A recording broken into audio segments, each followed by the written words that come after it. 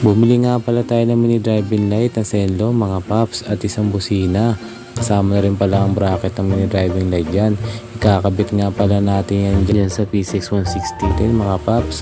Para naman pag bumabiyahe tayo ng gabi, medyo maliwanag naman ang ating dadaanan. Mga pala guys yung binili natin Senlo. Accessible na rin siya kasi yung Pia horn. Bracket. Bali may mga color tayo dito, Moto J para saan kaya yan? Pinolor coding na nga lang namin talaga siya na para if ever na mapatapat sa ibang mga mekaniko at makikita nila yung bato yung diagram na. So yung pula, so common naman kasi dyan yung positive 30. So ang ginawa namin yung itim na left and right, 85 tsaka 86, yan yung magiging ground.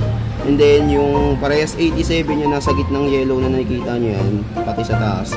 Ito yung high and low. So, meaning to say, puti, tsaka dilaw. Tol, bakit natin nilalagyan na ito? Yung terminal mo, hindi mag-loss connection. Kasi pag ito kasi ang ginamit natin minsan, mahina yung daloy ng connection ng voltahe. Mas maganda pa rin yung ganito naka-direct. Tapos, isi-shrinkable mo siya para maganda yung pasok ng mga voltahe sa kanya sa relay. Hindi nag-loss connection. Tapos yun guys, kompleto na siya ng ng mga gamit dito. Ayan talagang yun intact na Nilalightaran pa yan guys Siyempre, kailangan natin may fuse tayo. Para in case na mag-short, ito lang po ito. Nilagay nga na po lang namin na fuse dito is 10 amperes na po. In case lang na mag-short, ito lang.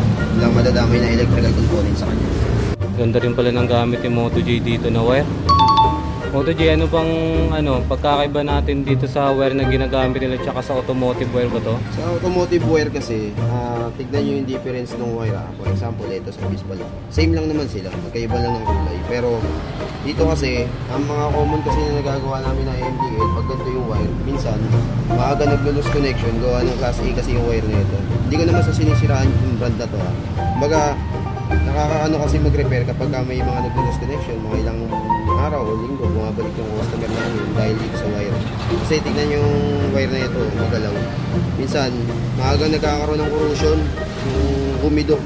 Kaya mas prepared namin paggamit sa mga nagkakabit ng MDL at mga busina. Ganito. Automotive. And guys, alam nyo na kung magpapakabit kayo ng mga MDL or may babaguhin kayong mga wire, dapat automotive wire lang talaga para heavy duty kasi mas makapal yung tanso. Naman dito, okay naman. So, wala talaga may inang klase talaga itong klaseng wire na ito. Diba? So, para safe